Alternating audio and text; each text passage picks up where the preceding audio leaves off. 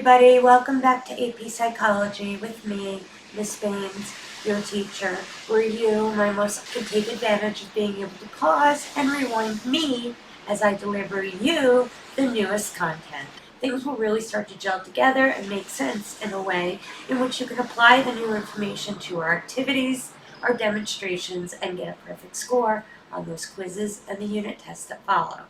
Go ahead and grab those felt tip colored markers, a nice comfy space in which to work, and don't forget to grab those ever important binder notes that go lockstep in order with this video called Unit 4, Video 1, Introduction to Learning, pages 1 through 3. I'll see you on the other side.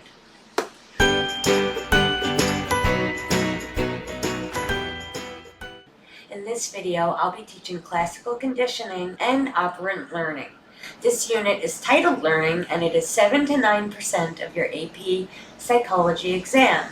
So that means you can expect 7 to 9 questions on the multiple choice section the day that you sit for it. It also means that we will be spending 7 to 9 days covering the content in that unit. Although this unit is pretty short, I absolutely love it because there are so many applications to understanding our behavior in our daily lives.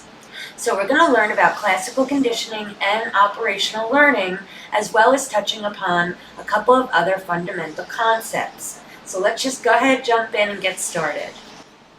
Our learning targets, as you can see, are many. As I said before, we're going to be learning the two big ones for the behavioralists, but we're also going to learn some other foundational stuff. In addition to classical and operant conditioning, we're also going to learn schedules of reinforcement, observational and cognitive learning, and summative assessment.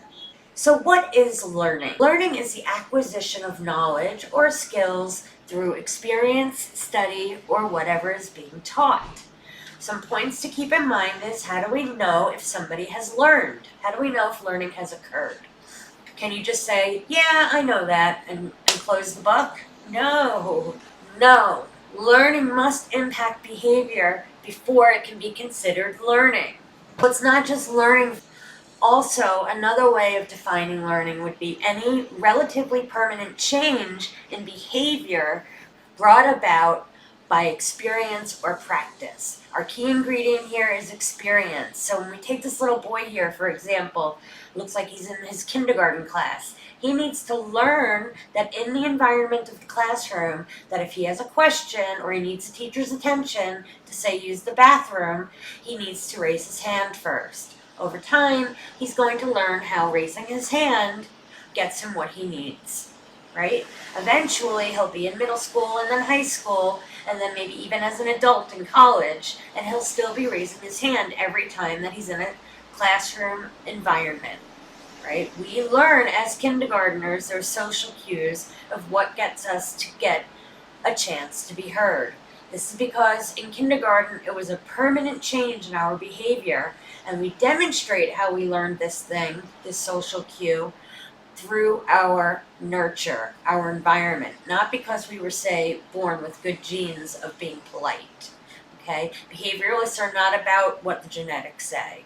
When we learn something new, we can do it in a number of ways, but through the eyes of the behaviorist, it's the idea that we're looking at the outcomes or depth. Here's a little colorful guy. He's a little brain that says, hi, my name is learning, right? Every time I want you to think of the behaviorists, I want you to think of this little guy thinking, hey, if behavior is the only evidence of me, then behaviorists and their perspective of itself must have a lot to say about me. Well, they sure do, and that's what you now. There are 3 types of behavioral learning, as said before. Okay, so classical conditioning is a neutral stimulus associated with a natural response. Operant condition is a response increased or decreased due to a reinforcement or punishment. Okay, and the 3rd type is observational learning, which we'll get into later on after we've gone over these 2 bigger ones. John B. Watson, the father of behavioralism, once said, give me a dozen healthy infants, well-formed, and my own specified world to bring them up in, and I will guarantee to take any one of them at random and train him or her to become any type of specialist that I choose.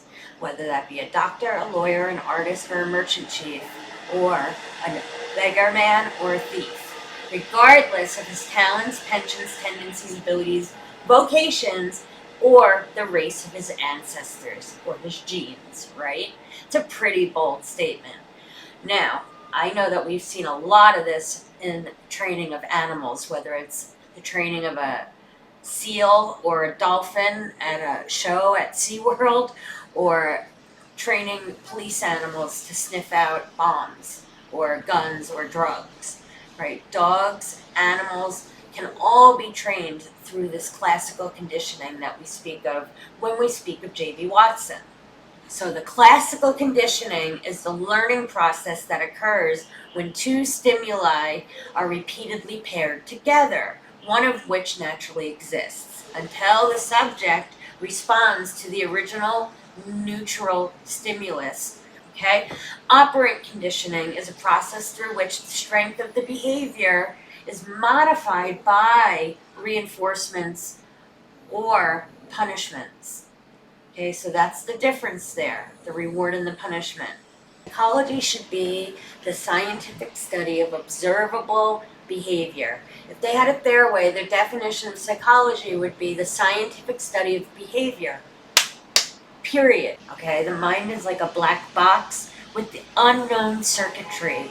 We have no idea what's going on inside, right? So if we know that when we push a particular button on the box, or push a particular button with a human, the box will emit a specific signal or reaction. What is inside the box or inside of our mind, according to the behavioralists, is of no consequence. It does not matter.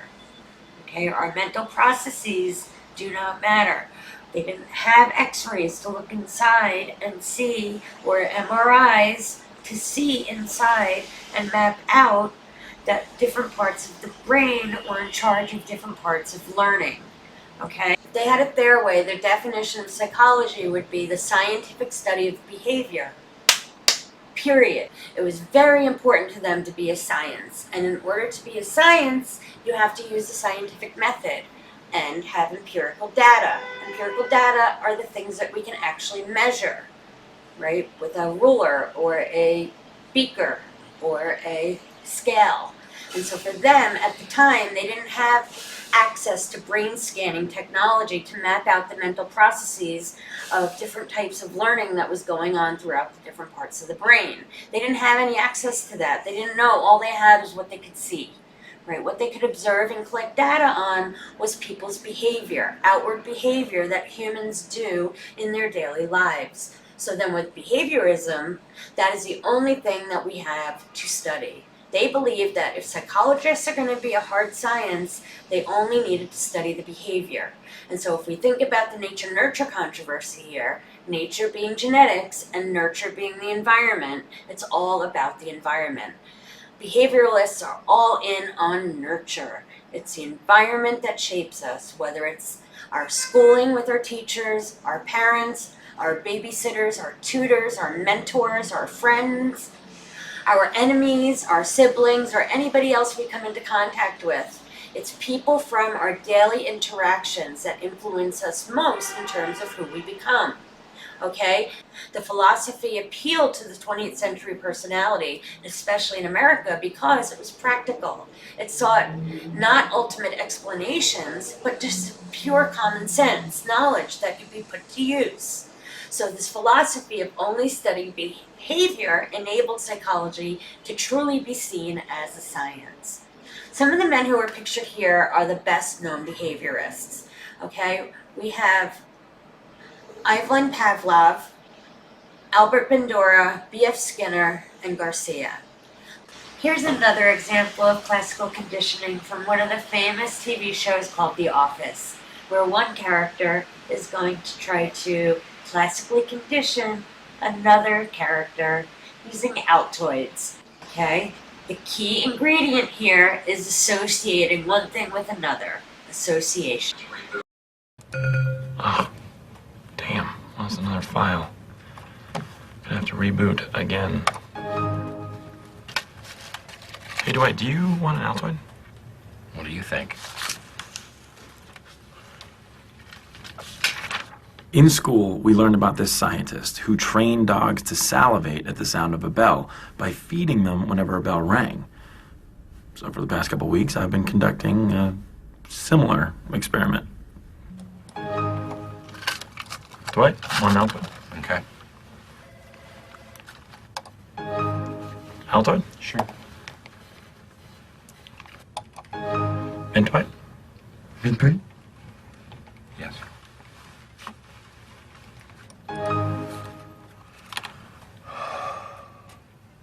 What are you doing?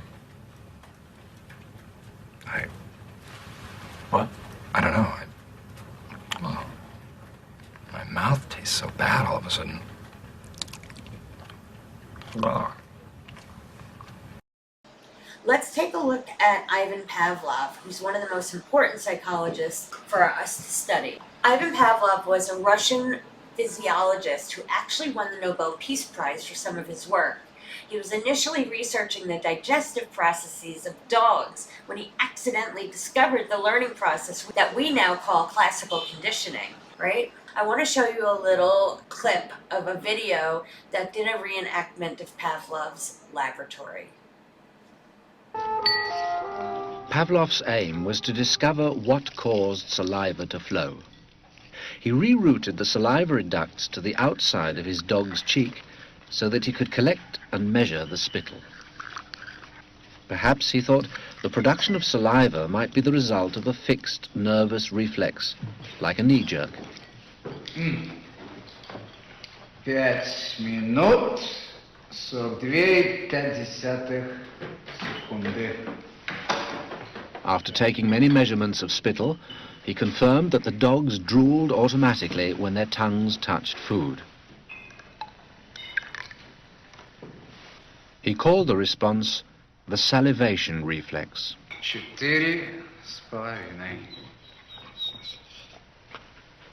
Хорошая собачка. Я предлагаю поменять собаку. But his work started to run into trouble. As his dogs became familiar with the experimental routine, they started to fill their cheek tubes before Pavlov had a chance to stimulate their tongues. The dogs were learning to anticipate food. Pavlov tried a new technique. He erected screens so that the dogs couldn't see what was going on.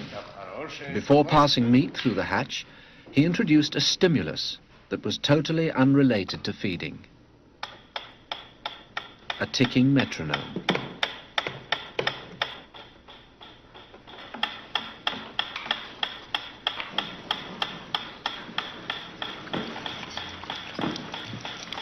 At first, the dog dripped saliva into its cheek tube only when the food appeared. But after a number of trials, the dog began to connect the ticking with the arrival of meat.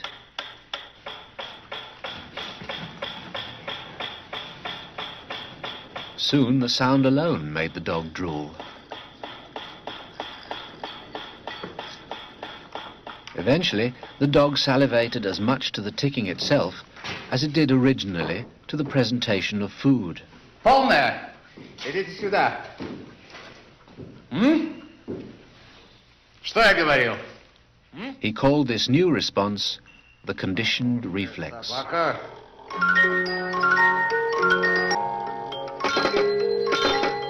Whatever the stimulus, his dogs could soon be conditioned to produce saliva.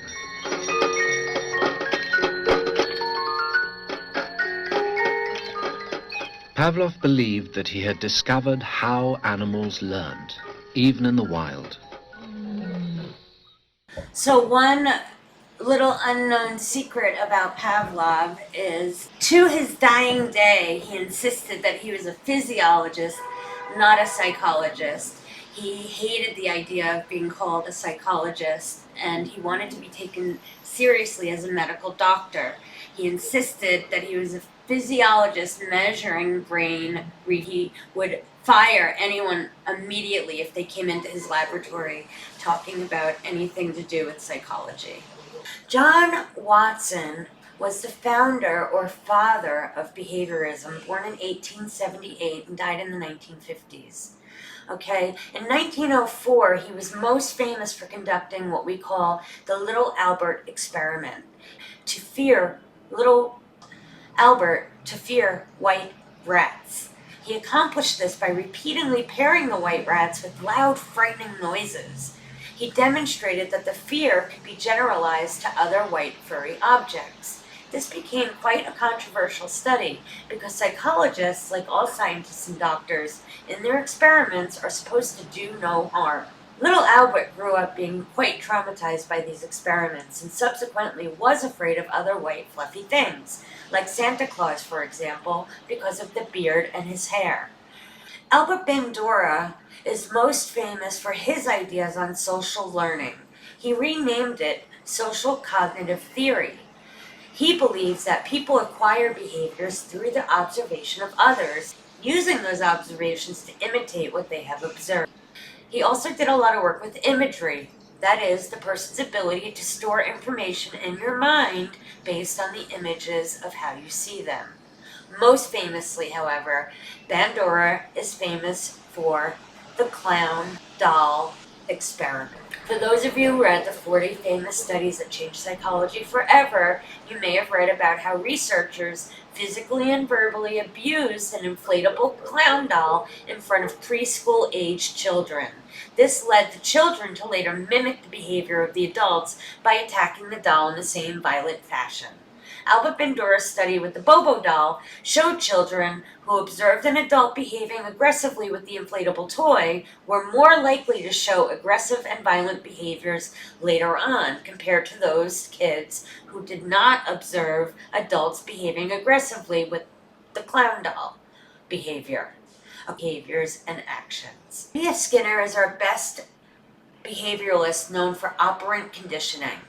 Operant conditioning describes a learned, controlled, and results in shaping behavior through the reinforcement of stimulus-response patterns. B.F. Skinner conducted experiments with pigeons and rewarded them when he saw them behaving in a desired manner. Ultimately, he taught these birds to engage in complex tasks, such as bowling, in a specially constructed bowling alley for birds. He based his theory on Edward Thorndike's law of effect. According to this principle, actions that are followed by desirable outcomes are more likely to be repeated, while those followed by undesirable outcomes are less likely to be repeated. B.F. Skinner was the founder of modern behavioral perspective in the modern era. He did his research on operant conditioning and schedules reinforcement. Skinner designed an operant chamber popularly known as the Skinner box. The chamber was essentially a box that could hold a small animal such as a rat, a mouse, or a pigeon, and the box contained a bar or a key that the animal could press in order to receive a reward. Inside the box, the rat presses the bar for a food reward. Outside, a measuring device not shown here will record the animal's accumulated responses. An animal can be rewarded or punished for engaging in certain behaviors, such as lever pressing for rats or key pecking for pigeons. Skinner also looked at the negative reinforcements. Food, for example, Skinner saw that the rats quickly learned to turn off those shocks by pushing the lever. We know that not every behavior has the same exact reinforcement, though. Not every single time. Think about tipping. Say you're a Uber driver, or you work in a coffee shop, or you're a waitress. You may have a string of customers that tip you quite generously after you've made conversation with them. So at that point, once you got a really good tip from chatting somebody up, you're likely to make conversation with the next customer or passenger, right? That is, how many tips will it take for you to make conversation with passengers every single time? They also wanted to know how fast it would take a subject to stop making conversation with the passengers if you stopped getting tips. If the rat pulls the lever and doesn't get any food, will it stop pulling the lever altogether, even with the shocks? So let's take a look at a classic example of operant conditioning, the Big Bang Theory, where one character is trying to use this method to condition the other character's girlfriend to behave in a way that he finds more appealing. Okay, so Kim, the night manager, went on maternity leave, and her husband's name is Sandy, right? So get this. Her replacement is a woman named Sandy whose husband's name is Kim.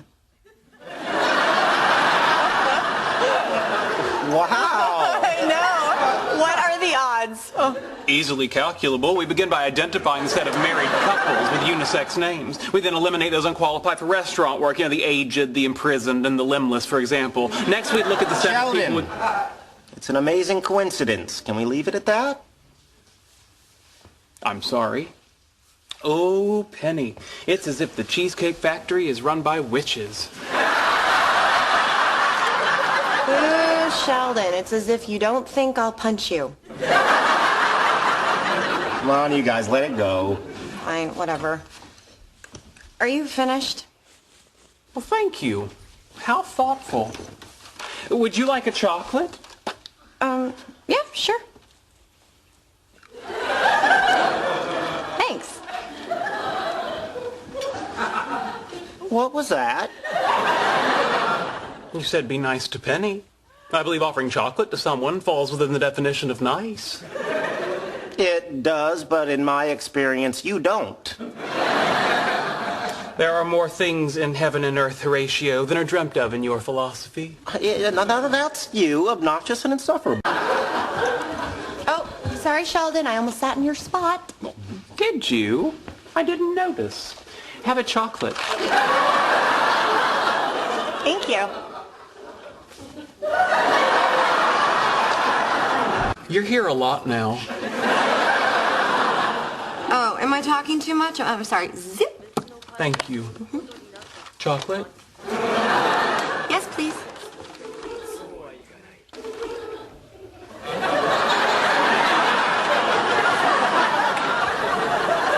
You'll never guess who they got to replace you with. Sheldon, you can't train my girlfriend like a lab rat. Actually, it turns out I can. Well, you shouldn't. There's just no pleasing you, is there, Leonard? You weren't happy with my previous approach to dealing with her, so I decided to employ operant conditioning techniques, building on the works of Thorndike and B.F. Skinner. Yet by this time next week, I believe I can have her jumping out of a pool, balancing a beach ball on her nose. No, this has to stop now. I'm not suggesting we really make her jump out of a pool. I thought the bazinga was implied. I'm just tweaking her personality, just sanding off the rough edges, if you will. No, you're not sanding Penny. Are you saying that I am forbidden from applying a harmless, scientifically valid protocol that will make our lives better? Yes, you're forbidden. Bad, Leonard.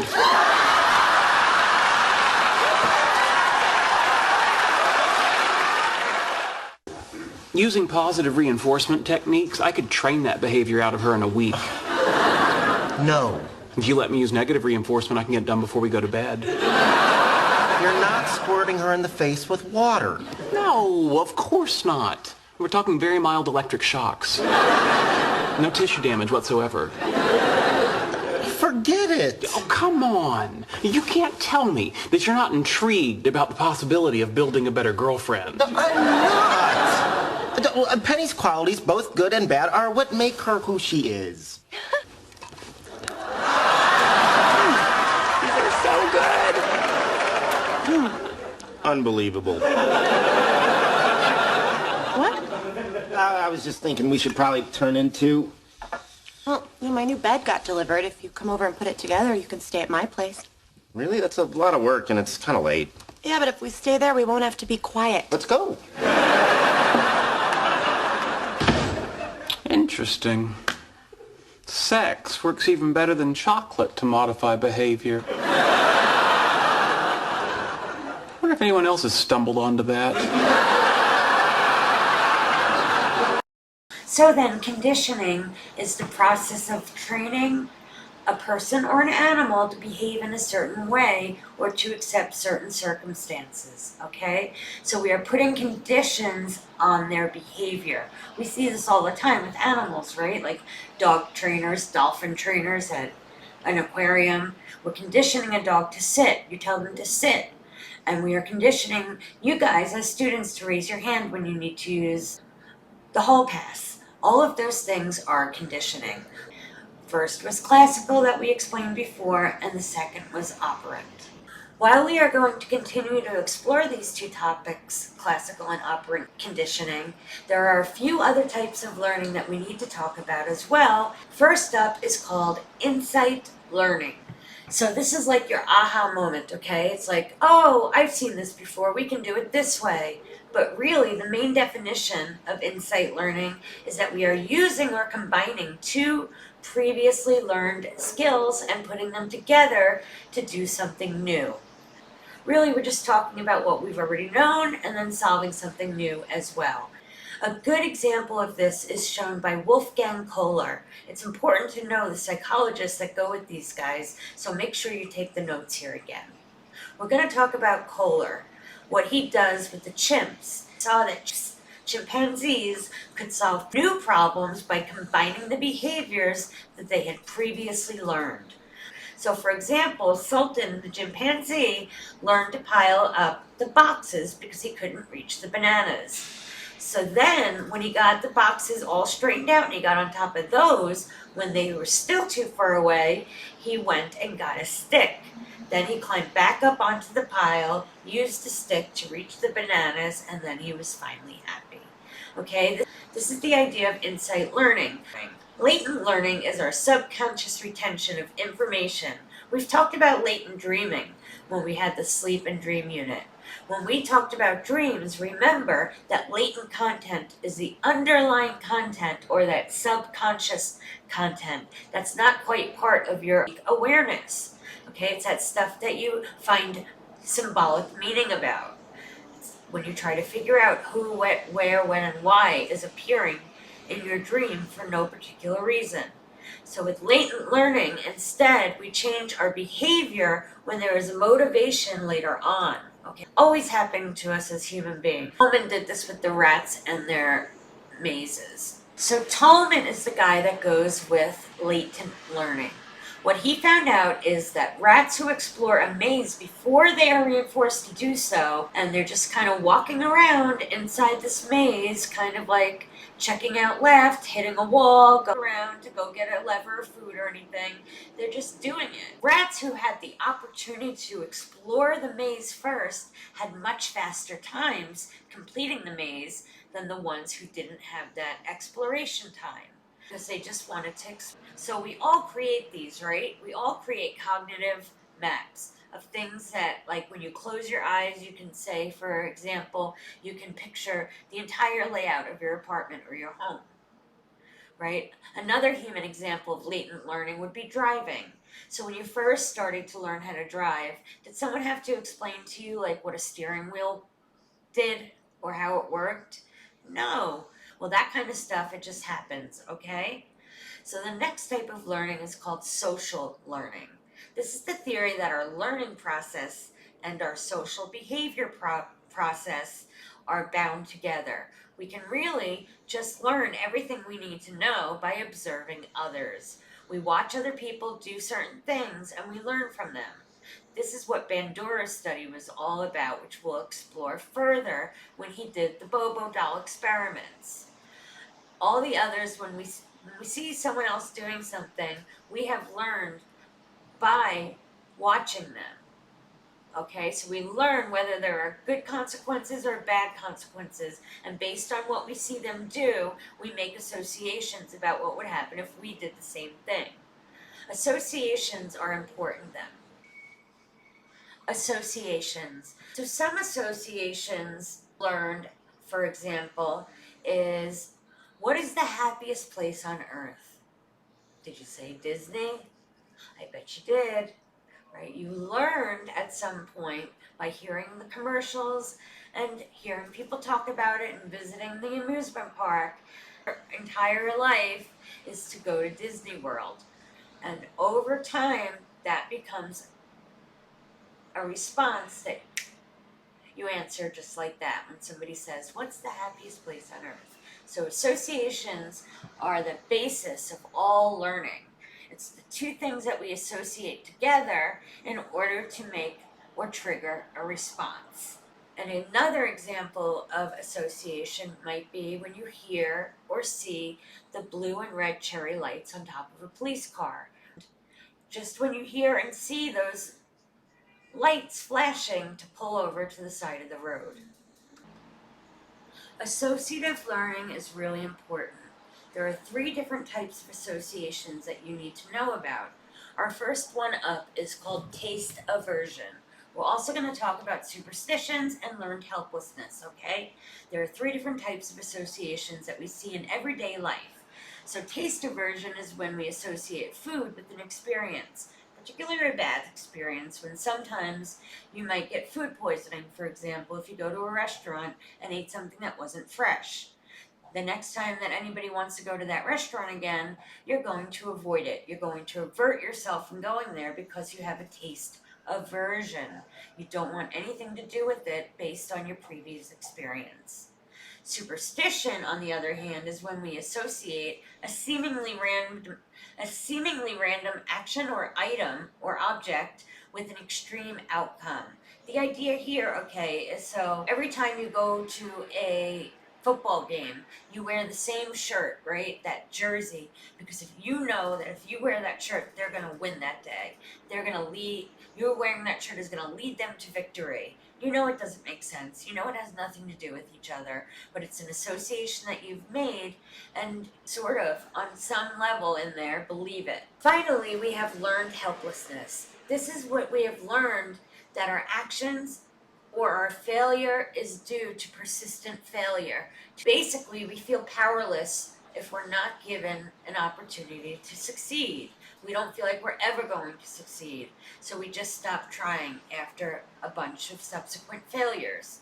Learned helplessness is when you don't even get the chance to succeed and you continuously keep failing your tests, and you know everything you do to help yourself pass still leads to your failing.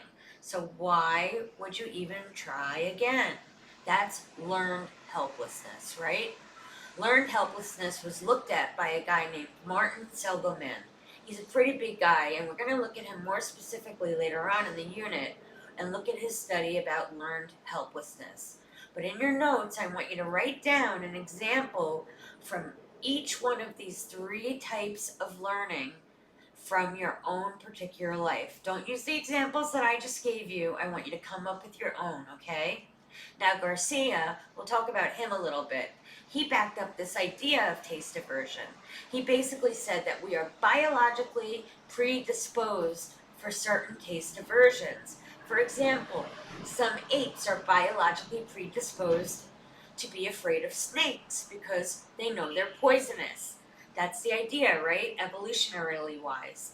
I gave a couple of examples of this in class before, but women who get pregnant often have taste aversions to certain foods, like raw chicken or even sushi, because they're not supposed to eat that kind of thing when they're pregnant because it could hurt the fetus, right? The body knows inside, it is telling you when you pick up that raw piece of chicken and go to put in your mouth that the texture and the sliminess of it not being cooked is grossing you out in a way that you'll never do it, because your body knows before your brain that that is no good for you.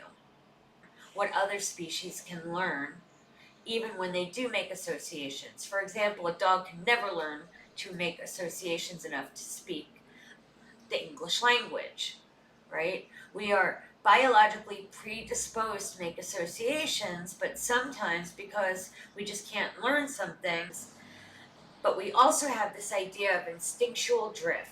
This is the idea that over time, even though we've been conditioned a certain way, or we've been trained to associate 2 things together, we end up going back to revert to our automatic unconscious behavior. For example, you can train your dog not to bark all you want. If somebody comes knocking at the door and he gets a sense that it might be dangerous, of course the dog is going to bark.